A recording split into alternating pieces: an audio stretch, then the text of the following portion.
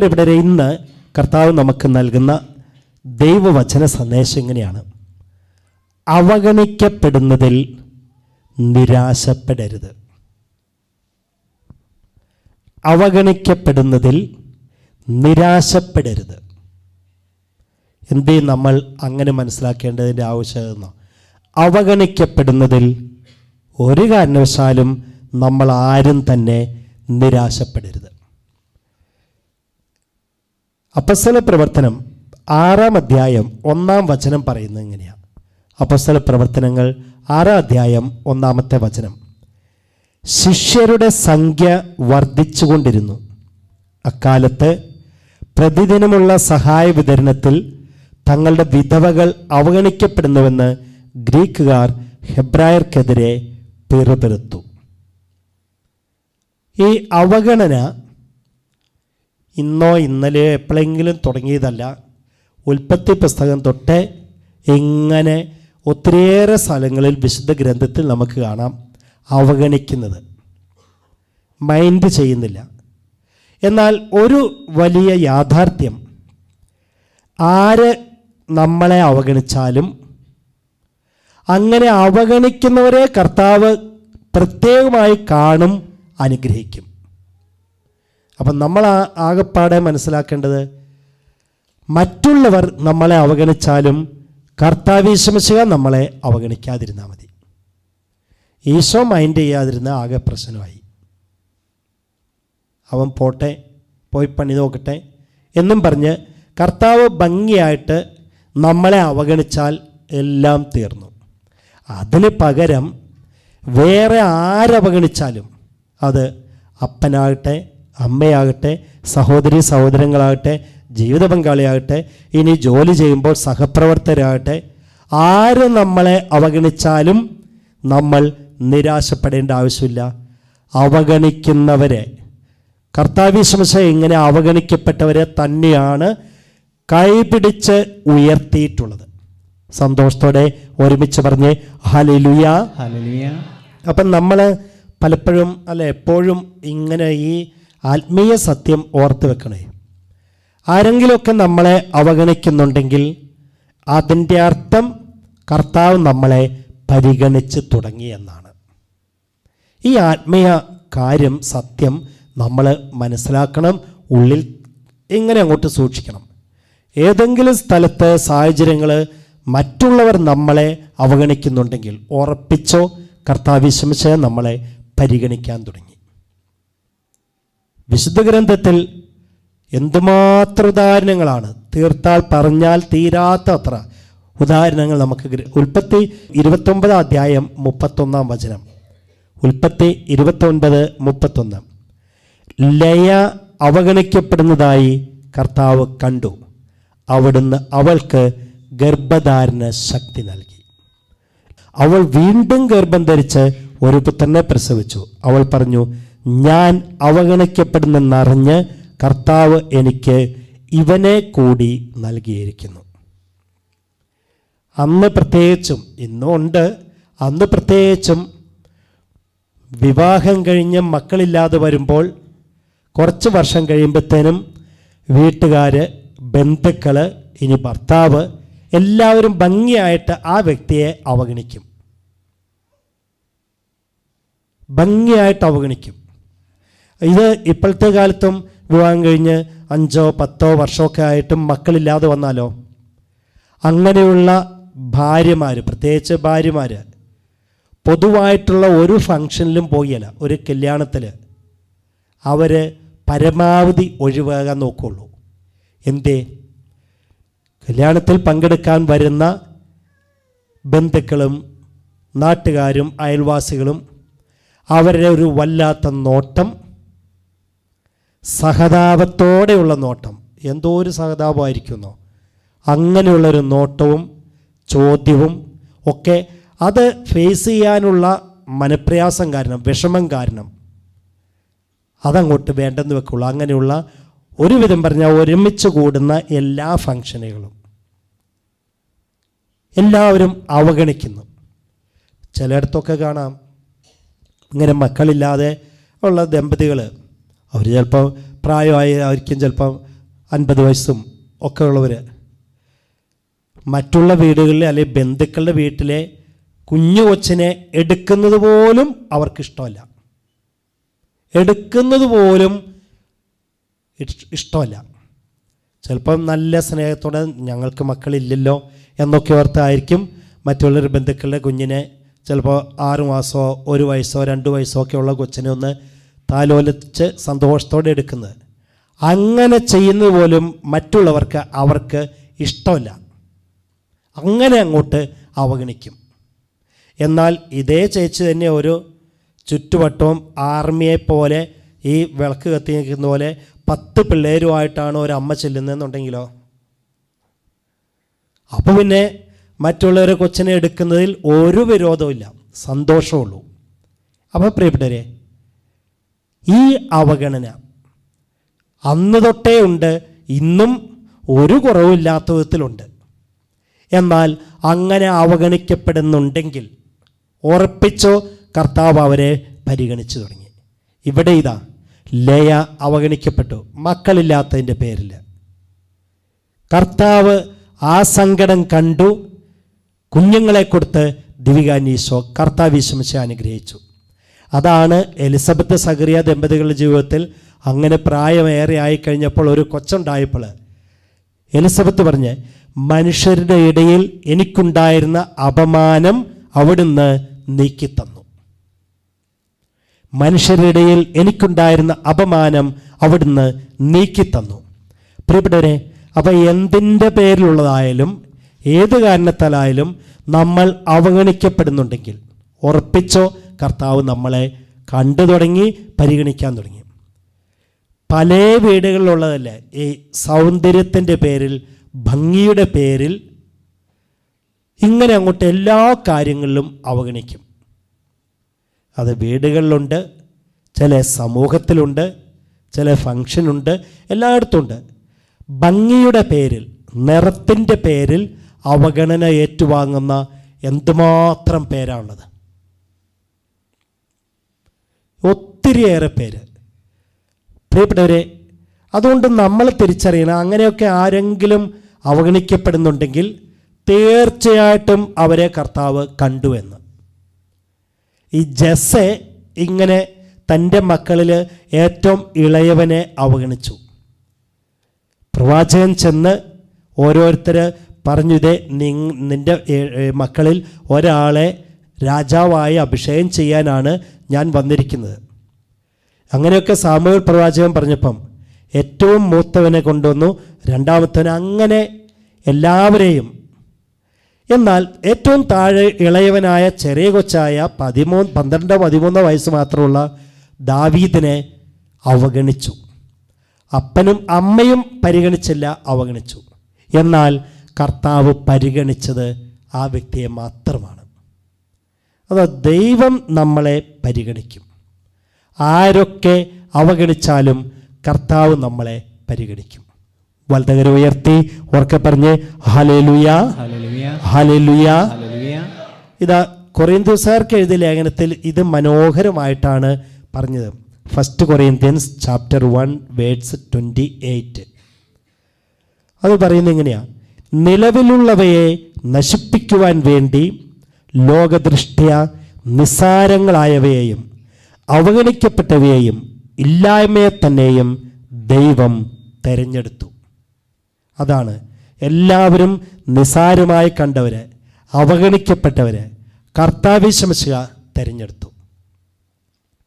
ചിലപ്പോഴൊക്കെ ഒരു ചേച്ചി ഇങ്ങനെ സങ്കടത്തോടെ പറയുവേ, ഇപ്പം അത്യാവശ്യത്തിലേറെ പ്രായമൊക്കെ ആയി, അവർ ഇങ്ങനെ തീരെ പാവപ്പെട്ട വീടായിരുന്നു. അപ്പനാണെങ്കിൽ സാമാന്യത്തിലധികം മദ്യപിക്കുന്ന അപ്പൻ. അതുകൊണ്ട് തന്നെ ആ വീട്ടിൽ 2 പെൺമക്കളാണുള്ളത്. അവരെ ബന്ധുക്കളൊക്കെ എല്ലാ കാര്യത്തിലും തഴഞ്ഞു. ബന്ധുക്കളാകട്ടെ നല്ല സാമ്പത്തികമായി ബിസിനസ്സൊക്കെ ചെയ്ത് നല്ല വളർച്ചയും, കുറച്ച് പേര് വിദേശങ്ങളിലുണ്ട്, പിന്നെയുള്ളവർ സ്വദേശത്ത് തന്നെ നമ്മുടെ നാട്ടിൽ തന്നെ നല്ല ബിസിനസ് ചെയ്ത് നല്ല നിലയിൽ നല്ല ഹൈഫൈ ആയിട്ട്. ഈ ഒരു വീട്ടുകാർ മാത്രം, 2 പെൺമക്കളുള്ള ആ വീട്ടുകാർ മാത്രം അങ്ങോട്ട് തീർത്തും പാവപ്പെട്ടവരായി തീർന്നു. കാരണം അപ്പൻ അങ്ങനെ കുടിയനാണ്, പിള്ളേരെ പഠിപ്പിച്ചില്ല, ഒന്നും നോക്കിയില്ല, ആകെപ്പാടെ ഒരു കുടില് പോലെയുള്ള വീട്. അതുകൊണ്ട് എന്താ സംഭവിച്ചേ? ബന്ധുക്കളുടെ വീട്ടിൽ എന്ത് പരിപാടി ഉണ്ടെങ്കിലും ഇവരെ വിളിക്കില്ല. നാണക്കേടാണ്.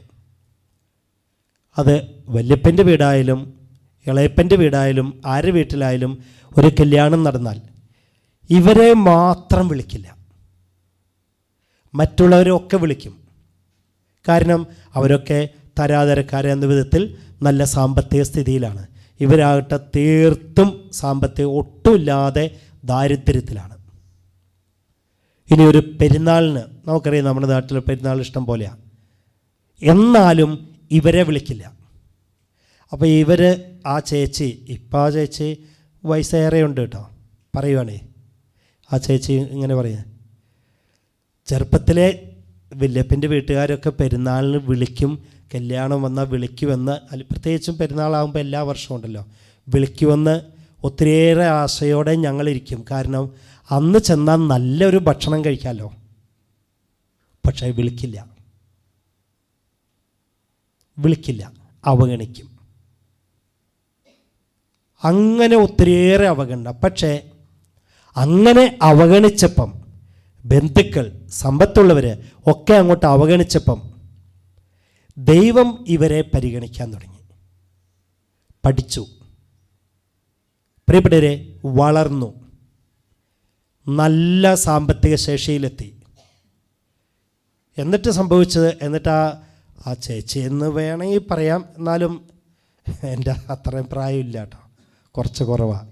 അതുകൊണ്ട് എന്നാലും ആ സഹോദരി, ആ ചേച്ചി പറയുക, ഇപ്പോൾ വെച്ചാൽ അവരുടെ വീട്ടിൽ, ബന്ധുക്കളുടെ വീട്ടിൽ എന്തെങ്കിലും ഒരു പ്രധാന പരിപാടി ഉണ്ടെങ്കിൽ, അത് പെരുന്നാളാകട്ടെ, കല്യാണമാകട്ടെ, മാമോദീസയാകട്ടെ, മനസ്സമ്മതമാകട്ടെ, എന്തുമായ ആദ്യം ഞങ്ങളെയാണ് വിളിക്കുന്നത്. കാരണം ഇപ്പം അവരെക്കാൾ വലിയ വീട് എനിക്കുണ്ട്, അവരുടെ വീട്ടിലുള്ളതിനേക്കാൾ വലിയ വിലയെടുപ്പുള്ള വണ്ടികൾ, വാഹനങ്ങൾ എനിക്കുണ്ട്. അതുകൊണ്ട് ആദ്യം മറ്റാരെ വിളിക്കുന്നേക്കാളും ആദ്യം ഞങ്ങളെ വിളിക്കും. മാത്രമല്ല, ഞങ്ങളുടെ വീട്ടിലൊന്നും അവർ ജീവിതത്തിൽ വന്നിട്ടില്ല. ഇപ്പം വീട്ടിൽ നിന്ന് ഇറങ്ങിയതാണ്. അത്ര ഏത് കാര്യത്തിനും ഓടി വരും. പ്രിയപ്പെട്ടവരെ, മറ്റുള്ളവർ അവഗണിച്ചാലും കർത്താവ് നമ്മളെ അവഗണിക്കാതിരുന്നാൽ മതി. എന്നാൽ ഈശോ അവഗണിച്ചാൽ പെട്ടു കേട്ടോ. പിന്നെ എളുപ്പം എന്നല്ല, പിന്നെ പറ്റില്ല. അതാണ് വചനം എത്ര ശക്തമായിട്ടാണെന്നോ ഇന്ന് നമ്മളോട് പറയുന്നത്. അവഗണിക്കപ്പെടുന്നതിൽ ഒരു കാരണവശാലും നിരാശപ്പെടരുത്. ഇവിടെ വചനം പറഞ്ഞു, നിലവിലുള്ളവയെ നശിപ്പിക്കാൻ വേണ്ടി ലോകദൃഷ്ട്യ നിസാരങ്ങളായവയെയും അവഗണിക്കപ്പെട്ടവയെയും ഇല്ലായ്മയെ തന്നെയും ദൈവം തിരഞ്ഞെടുത്തു. എന്നിട്ട് വീണ്ടും പുറപ്പാടിൻ്റെ പുസ്തകം 11 അധ്യായം 9 വചനം, പുറപ്പാട് 11:9, കർത്താവ് മോശയോട് അരുളി ചെയ്തു, ഈജിപ്തിൽ എൻ്റെ അത്ഭുതങ്ങൾ വർദ്ധിക്കാനിടയാവും വിധം ഫറവോ നിങ്ങളുടെ വാക്ക് അവഗണിക്കും. അപ്പം ആരെങ്കിലും അവഗണിക്കുന്നുണ്ടെങ്കിൽ ഓർപ്പിച്ചോ, അവഗണിക്കപ്പെട്ട വ്യക്തിയുടെ ജീവിതത്തിൽ അത്ഭുതം ഉറപ്പാണ്. ഇവിടെ ഇതേ കർത്താവ് മോശയോട് അരുളി ചെയ്തു, ഈജിപ്തിൽ എൻ്റെ അത്ഭുതങ്ങൾ വർദ്ധിക്കാനിടയാവും വിധം ഫറവോ നിങ്ങളുടെ വാക്ക് അവഗണിക്കും. എത്ര പ്രാവശ്യം ഫറവോ മോശയുടെ അഹ്റോൻ്റെ വാക്കുകളെ അവഗണിച്ചോ തിരസ്കരിച്ചോ, ആ സമയത്ത് മുഴുവൻ ദൈവം അവിടെ അത്ഭുതങ്ങൾ, അത്യത്ഭുതങ്ങൾ പ്രവർത്തിച്ചു. ഇന്ന് എൻ്റെയും നമ്മുടെയൊക്കെ ജീവിതം നോക്കിയാൽ മതി. ആരൊക്കെ നമ്മളെ അവഗണിച്ചിട്ടുണ്ടോ? ചിലപ്പം മാതാപിതാക്കളായിരിക്കും. പ്രത്യേകിച്ചും പല വീടുകളിലും ജീവിത പങ്കാളി, ഭർത്താവ് ഭാര്യ ഭർത്താവിന്, ചിലപ്പോൾ ചില വീടുകളിൽ കാണാം പഠിക്കാനൊക്കെ ആ വലിയ കഴിവില്ലാത്ത പിള്ളേരെ അങ്ങോട്ട് ഭംഗിയായിട്ട് അവഗണിക്കും. ഇനി പല വീടുകളിലും അമ്മമാരെ അവഗണിക്കും. പ്രത്യേകിച്ച് കുറേ പ്രായമായി, വയസ്സായി, രോഗിയായി എന്നൊക്കെ കാണുമ്പം അമ്മമാരെ അവഗണിക്കും. പ്രിയപ്പെട്ടവരെ, ഇവിടെ കർത്താവ് പറഞ്ഞു, ഈജിപ്തിൽ എൻ്റെ അത്ഭുതങ്ങൾ വർദ്ധിക്കാനിടയാവും വിധം ഫറവോ നിങ്ങളുടെ വാക്ക് അവഗണിക്കും. ഇന്ന് ആരെങ്കിലും നമ്മളെ ഇങ്ങനെ നമ്മൾ പറയുന്ന പോലെ ഫുട്ബോൾ അടിക്കുന്ന പോലെ പുറംകാലിന് അടിക്കുന്നുണ്ടെങ്കിൽ ഉറപ്പിച്ചോ, കർത്താവ് ഈശോമിശിഹാ നമ്മളെ അങ്ങോട്ട് സമൃദ്ധമായി അനുഗ്രഹിക്കുന്നതിൻ്റെ അടയാളമാണ്. അതുകൊണ്ടാണ് നമ്മൾ പറയുന്നത് അവഗണിക്കപ്പെടുന്നതിൻ്റെ പേരിൽ നമ്മൾ നിരാശപ്പെടരുത്. വലതുകരം ഉയർത്തി ഉറക്കെ പറഞ്ഞ് ഹല്ലേലൂയ, ഹല്ലേലൂയ. ഇത് കൈകൾ താത്ത. യെശയ്യാ പ്രവാചകന്റെ പുസ്തകം 26 അധ്യായം 3-4 വചനം. യെശയ്യാ 26:3-4. അങ്ങയിൽ ഹൃദയം ഉറപ്പിച്ചിരിക്കുന്നവനെ അങ്ങ് സമാധാനത്തിൻ്റെ തികവിൽ സംരക്ഷിക്കുന്നു. എന്തെന്നാൽ അവൻ അങ്ങയിൽ ആശ്രയിക്കുന്നു. കർത്താവിൽ എന്നേക്കും ആശ്രയിക്കുവിൻ. ദൈവമായ കർത്താവ് ശാശ്വതമായ അഭയശിലയാണ്. ഇങ്ങനെ മറ്റുള്ളവരെ അവഗണിക്കുമ്പം നിരാശപ്പെടുകയല്ല വേണ്ടേ, കർത്താവിൽ അങ്ങോട്ട് ആശ്രയിച്ചു. കർത്താവിൽ ആശ്രയിച്ചു. ഏത് സാഹചര്യത്തിലും എവിടെയായാലും കർത്താവ് ശാശ്വതമായ അഭയശിലയാണെന്ന് ദൈവമായ കർത്താവ് തന്നെ നമുക്ക് പറഞ്ഞു തരുന്നു, പഠിപ്പിച്ചു തരുന്നു. വീണ്ടും 1 സാമുവേൽ 19 അധ്യായം 5 വചനം. 1 സാമുവേൽ 19:5. അവൻ സ്വജീവനെ അവഗണിച്ചു പോലും ഗോലിയാത്തിനെ വധിച്ചു. മഹത്തായ വിജയം കർത്താവ് ഇസ്രായേലർക്ക് നൽകി. അതു കണ്ട് അങ്ങ് സന്തോഷിച്ചതാണ്. പ്രിയപ്പെട്ടവരെ, അവൻ നമ്മൾ എന്തുമാത്രമാണ് കർത്താവിനെ അങ്ങോട്ട് നന്ദി പറയേണ്ടതെന്നോ. ഇവിടെ ഇപ്പോൾ ഈ ആരാധനയിൽ പങ്കെടുക്കുന്ന നമ്മളിൽ ഒത്തിരിയേറെ പേര് പല സ്ഥലത്ത് പല സാഹചര്യങ്ങളിൽ ഇതുപോലെ നമ്മൾ പറയില്ല കഠിനമായ അവഗണന അനുഭവിച്ചിട്ടുള്ളവരാണ്. കഠിനമായ അവഗണന, കണ്ട ഭാവം നടിക്കാത്ത വിധത്തിൽ. ചിലപ്പോൾ സ്കൂളിൽ പഠിക്കുന്ന സമയത്ത് പഠിക്കാനായിട്ട് അത്ര വലിയ കഴിവൊന്നുമില്ലെങ്കിൽ പല അധ്യാപകരും അങ്ങനെ വലിയ കഴിവില്ലാതെ ബാക്ക് ബെഞ്ചിലിരിക്കുന്നവരെയൊക്കെ ഭംഗിയായിട്ട് അവഗണിക്കും. എല്ലാ ശ്രദ്ധയും പരിഗണനയും ഒക്കെ കൊടുക്കുന്നത് ആദ്യത്തെ ബെഞ്ചുകളിലിരുന്ന് പഠിക്കുന്ന വിദ്യാർത്ഥികൾ. കാരണം ഇപ്പം അങ്ങനെയാണ് ഇരുത്തുന്നതെന്ന് എനിക്കറിയില്ല. അന്നൊക്കെ ഞാൻ പഠിക്കുമ്പോഴൊക്കെ അങ്ങനെയാണ്. പഠിക്കുന്ന കാലത്തിൽ അങ്ങനെ പഠിക്കാൻ കഴിവുള്ളവർ മുൻബെഞ്ചുകളിൽ, വലിയ കഴിവില്ലാത്തവരെയോ അധികം മാർക്ക് കിട്ടാത്തവരെയോ പുറകിലെ ബെഞ്ചിൽ, പുറകിലെ 2 ബെഞ്ച്. അപ്പോൾ പ്രിയപ്പെട്ടവരെ, നമ്മൾ തിരിച്ചറിയണം, അങ്ങനെയൊക്കെ ആരെ അവഗണിച്ചാലും അതൊന്നും ഉള്ളിൽ കയറാതിരുന്നാൽ മതി. കർത്താവ് നമ്മളെ സമയത്തിന് പരിഗണിക്കും, വളർത്തും, ഉയർത്തും. ഒരു വിദ്യാർത്ഥി എനിക്കറിയാവേ, അവനിങ്ങനെ ഒത്തിരിയേറെ അവഗണിക്കപ്പെടുന്നതാണ്.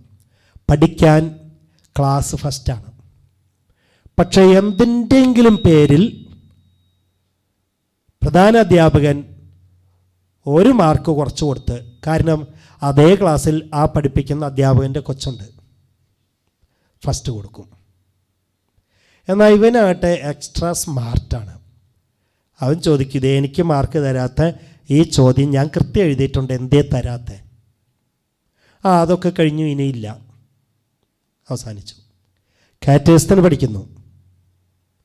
കാറ്റഗറിസം പഠിക്കുമ്പോഴും ഇവൻ നല്ല ബുദ്ധിയായതുകൊണ്ട് അത്രമാത്രം അധ്വാനിക്കൊന്നും വേണ്ട, ക്ലാസ് ഫസ്റ്റാണ്, പള്ളിയിൽ ഫസ്റ്റാണ്. എന്നാലും അവിടെയും പ്രധാന അധ്യാപകൻ്റെ മകൾക്ക് 1ാം സ്ഥാനം കൊടുത്തു, ഇവന് 2nd റാങ്ക് കൊടുത്തു. പക്ഷേ ഇതുകൊണ്ടൊന്നും ഈ കൊച്ച് നിരാശപ്പെടാൻ ഉദ്ദേശിച്ചിട്ടില്ല. കാരണം എന്തേ, അന്ന് ഇവൻ 10ാം ക്ലാസ്സിലാണ് കാറ്റഗറിസം പഠിക്കുക.